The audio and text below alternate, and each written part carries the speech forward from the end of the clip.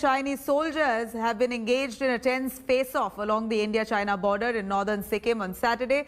The Indian and Chinese troops engaged in a fist fight, in fact, in Nakula sector of North Sikkim over the boundary area.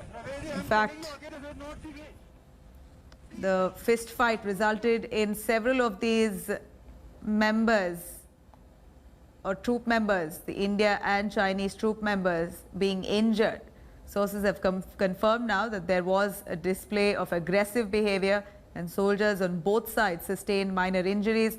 The two sides, however, disengaged after an interaction at the local level and dialogue between both the armies.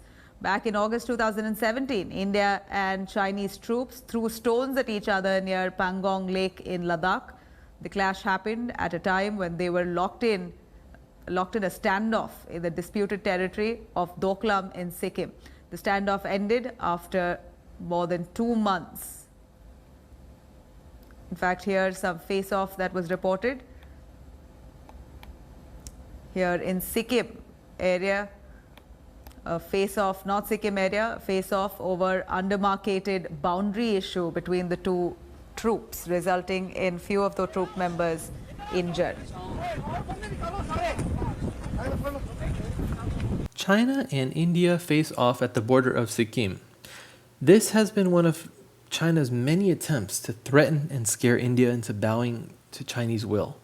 China has always been very aggressive, while India has never attacked a single country in its history since its independence and tried to take somebody else's property.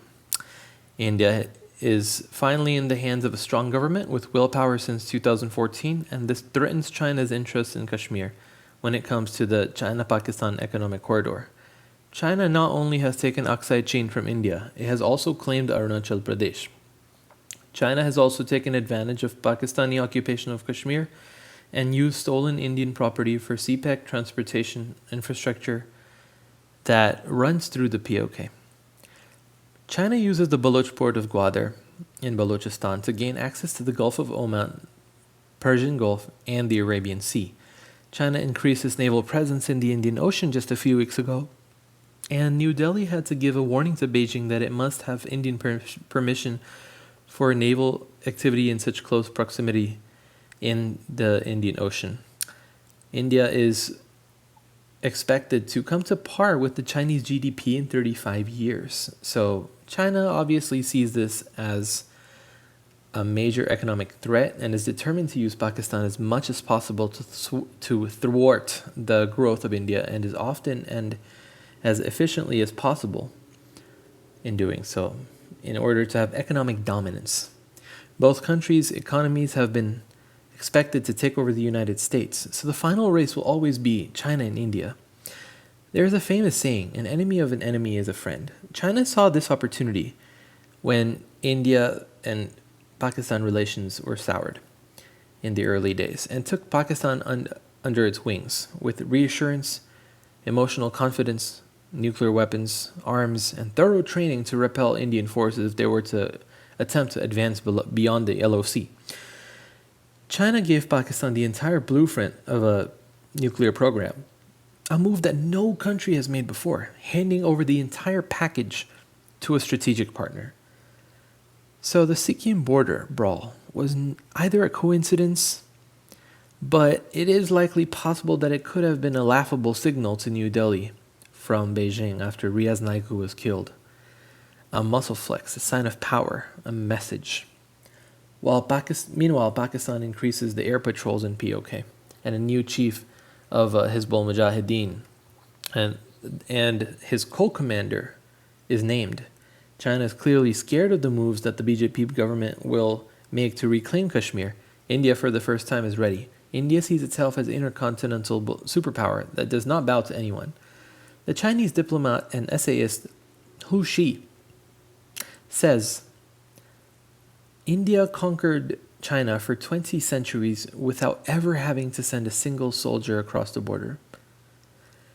So that influence is the reason why China is not raping the Buddhists like how it has done to many Muslims using concentration camps within China, and also state rape which is unfortunately a reality in China, which has been carried out on Muslim women. Soldiers have been forced to sleep with and impregnate Muslim women in China. And I don't see a reality like that in Pakistan if Pakistan continues its trend of selling its soul to China.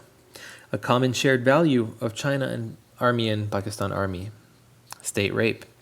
China is not cracking down on Buddhists, but the Quran has been rewritten and the Bible has been rewritten, but not Buddhism, because the Chinese consider it peaceful, good for the public, and in the public eye, popular, relieves stress, meditation.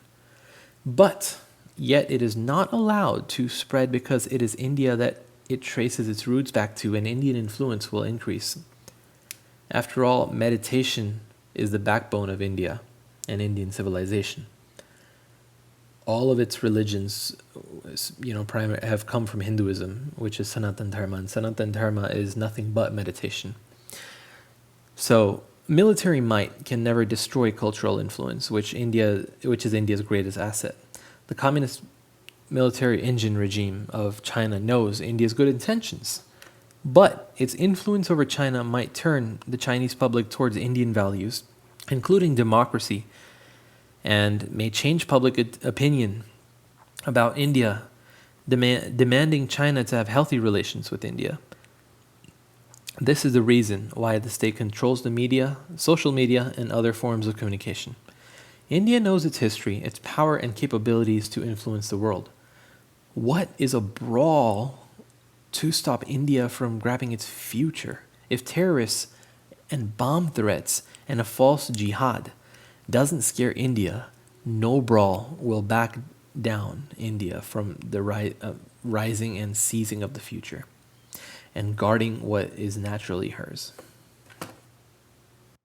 For more videos, please subscribe to get the latest updates and hit like if you like this video. Jai Bharat.